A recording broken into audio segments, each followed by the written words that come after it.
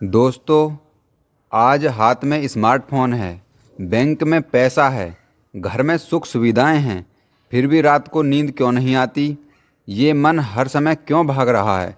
कभी सोचा है कि 500 साल पहले कबीर और 2500 साल पहले बुद्ध ने इस बेचैन मन का क्या इलाज बताया था? आजकल तो लोग शांति ढूंढने पहाड़ों पर जाते हैं, वहाँ भी नेटवर्क चेक करते हैं कि रील अपलोड होगी या नहीं। भाई, जब तक टावर मन के अंदर नहीं लगेगा, शांति नहीं मिलेगी। चलिए आसान शब्दों में समझते हैं। आज के दौर में हमारा टावर यानी ध्यान बाहर की दुनिया में कनेक्ट है। हमें खुशी तब मिलती है जब कोई हमारी फ़ोटो लाइक करता है, हमारी तारीफ़ करता है, या जब हमारे पास पैसा आता है। यह बिल्कुल मोबाइल नेटवर्क जैसा है। जैसे ही आप बेसमेंट में गए या पहाड़ पर गए, सिग्नल गायब और आप परेशान। बुद्ध और कबीर जैसे महापुरुषों ने कहा है कि शांति का सिम कार्ड तुम्हारे अंदर है। जब आप ध्यान करते हैं तो आपका टावर अपनी आत्मा से जुड़ जाता है। फिर चाहे बाहर तूफान आए या कोई आपकी बुराई करे, आपका नेटवर्क फुल रहता है, क्योंकि फिर आप अपनी खुशी के लिए दूसरों के मोहताज नहीं रहते। हम सुख शांति को ऋषिकेश, केदारनाथ या किसी पार्क में ढूंढते हैं। कबीर साहब ने इसके लिए बहुत सटीक बात कही है। कस्तूरी कुंडल बसे, मृग ढूंढे बन माही। जैसे हिरन अपनी ही नाभि में छुपी खुशबू को पूरे जंगल में ढूंढता है, वैसे ही शांति हमारे भीतर है और हम खोज बाहर रहे हैं। टावर यानी ध्यान अंदर लगाने का मतलब है अपनी ऊर्जा को बाहर से समेटकर अंदर की तरफ मोड़ना। जिस दिन आप खुद के साथ 10 मिनट अकेले बिना मोबाइल के बैठना सीख गए, समझो टावर लग गया। चलिए एक उदाहरण के द्वारा और समझते हैं। हम उस आदमी की तरह हैं जो अपनी फटी हुई जेब में हाथ डालकर सिक्का ढूंढ रहा है और चिल्ला रहा है कि दुनिया चोर है। अरे भाई, सिक्का तो गिरा ही नहीं, बस जेब में छेद है। आप दुनिया के सबसे शांत आइसलैंड पर चले जाओ, लेकिन अगर आपके दिमाग में पुरानी यादों और चिंताओं का डाटा पैक चालू है तो वहाँ भी अशांति ही मिलेगी। यानी मेरी शांति इस बात पर टिकी नहीं है कि दुनिया मेरे बारे में क्या कह रही है, बल्कि इस बात पर टिकी है कि मैं अपने बारे में क्या सोच रहा हूँ। ज़्यादा उल्टा सीधा सोचना बंद करो और अपने मन को शांत करने की कोशिश करो। इधर मन शांत, उधर सब काम बनते चले जाएंगे। एक बार बुद्ध अपने शिष्यों के साथ कहीं जा रहे थे। उन्हें रास्ते में चलते चलते बड़ी तेज प्यास लगी, तो उन्होंने एक शिष्य से कहा, जाओ पास के तालाब से पानी ले आओ। शिष्य गया, लेकिन उसने देखा कि तालाब में कुछ लोग कपड़े धो रहे थे और उस पानी में से होकर एक बैलगाड़ी अभी अभी गई थी, जिससे पानी गंदा हो गया था। वह वापस आया और बोला, गुरुजी, पानी पीने लायक नहीं है। बुद्ध मुस्कुराए और बोले, बेटा थोड़ी देर बाद फिर जाना। आधे घंटे बाद जब वह फिर गया तो उसने देखा सारी मिट्टी नीचे बैठ चुकी थी और पानी बिल्कुल साफ हो गया था। बुद्ध की कहानी से यह सीख मिलती है, हमारा मन भी उसी पानी जैसा है। जब हम उसे ज़बरदस्ती शांत करने की कोशिश करते हैं तो वह और गंदा हो जाता है, लेकिन अगर हम उसे थोड़ा समय दें तो वह खुद ही शांत हो जाता है। आसान भाषा में समझें तो जब मन में बहुत सारे विचार आते हैं, लेकिन उन्हें रोकने की कोशिश मत करना, बस चुप बैठ जाओ जैसे फिल्म देख रहे हो। विचार धीरे धीरे सब अपने आप शांत हो जाएंगे। चलो और बारीकी से समझने की कोशिश करते हैं। पहले असली समस्या समझो। तुम कहते हो कि मेरे दिमाग में बहुत सारे विचार आते हैं, मैं उन्हें रोकना चाहता हूँ, लेकिन सच क्या है? विचार खुद समस्या नहीं है, उनके पीछे भागना समस्या है। सबसे आसान उदाहरण, मान लो तुम एक थिएटर में बैठे हो और फिल्म चल रही है।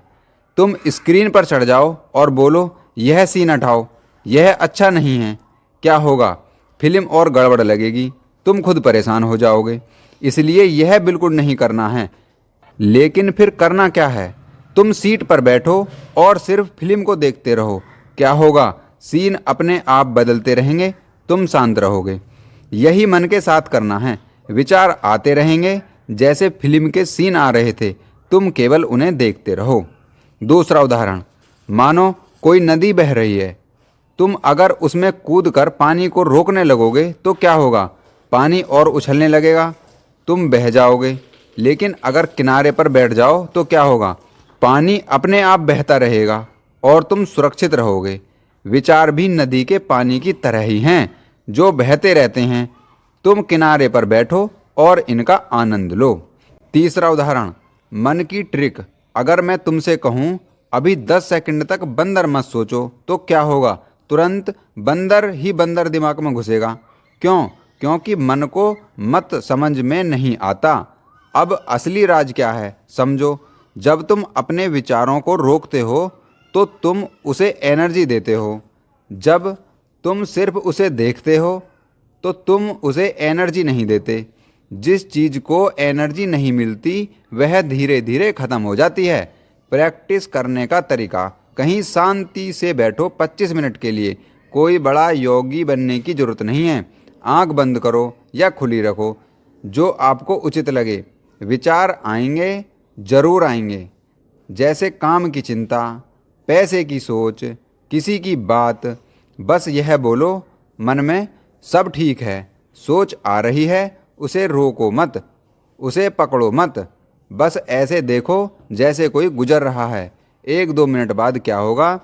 कुछ विचार खुद रुक जाएंगे, कुछ धीमे हो जाएंगे। 5-10 मिनट बाद मन हल्का लगेगा और तुम्हें शांति महसूस होगी। एक छोटा सा फार्मूला याद रखो, बुलाती है मगर जाने का नहीं। एक लाइन में समझो, विचार जब तक चलते हैं जब तक तुम उन्हें पकड़ कर रखते हो। विचारों को रोको मत, उन्हें गुजरने दो, जैसे आसमान में बादल गुजरते हैं। कबीरदास जी फिर उदाहरण देकर समझाते हैं। मन के हारे हार है, मन के जीते जीत। कबीरदास जी कहते हैं, तुम्हारी असली लड़ाई किसी इंसान से नहीं है, तुम्हारी असली लड़ाई तुम्हारे मन से है। यह मन ही तुम्हें डराता है। अगर यह हो गया तो, अगर वह खराब हो गया तो। सच क्या है? 99% विचार कभी सच होते ही नहीं। जैसे मोबाइल की मेमोरी फुल हो जाती है तो फ़ोन स्लो हो जाता है, वैसे ही हमारा मन भी पुरानी बातें, गुस्सा, दुख, जलन आदि से भर जाता है। अगर मन में कचरा भरा है तो शांति कैसे आएगी? एक आदमी नदी के किनारे बैठा था, बहुत परेशान था। उसने एक साधु से पूछा, मेरा मन शांत क्यों नहीं होता? साधु ने कहा, पानी में अपना चेहरा देख। वह देखने लगा, लेकिन लहरों की वजह से कुछ साफ नहीं दिखा। साधु बोले, जब पानी शांत होगा तभी चेहरा साफ दिखेगा। इसी तरह जब मन शांत होगा तभी जिंदगी साफ दिखेगी। परिणाम हर बार यही है, मन को शांत करो। दुनिया की बातों में मत उलझो, किसी का बुरा मत सोचो, मत करो, फिर देखना सब कुछ सही हो जाएगा। एक बात और सुनो कबीरदास जी की। बुरा जो देखन मैं चला, बुरा न मिलिया कोई। जो दिल खोजा आप ना, मुझसे बुरा न कोई। मतलब हम हमेशा दूसरों में कमी ढूंढते हैं, लेकिन असली काम है खुद को सुधारना। आज का सीधा सार बहुत आसान शब्दों में, मन को दबाओ मत, उसे समय दो। अपने डर को सच मत मानो, दूसरों को नहीं खुद को सुधारो। दिन में 10 मिनट अकेले बैठो बिना मोबाइल के। दोस्तों, शांति कहीं बाहर नहीं मिलेगी, ना पैसे में, ना जग में, ना लोगों में। शांति मिलेगी जब आप अपने मन के साथ दोस्ती कर लोगे। अगर आप सच में शांति चाहते हो तो कमेंट में लिखो, मेरा मन शांत हो रहा है। और इस वीडियो को किसी एक ऐसे इंसान तक ज़रूर पहुंचाओ जिसे इसकी ज़रूरत है। अगर वीडियो अच्छी लगी हो तो वीडियो को लाइक करें और चैनल को सब्सक्राइब करके जाना। अच्छा, तो मिलते हैं अगली और भी ज़बरदस्त वीडियो में। तब तक के लिए खुश रहो, शांत रहो और आगे बढ़ते रहो।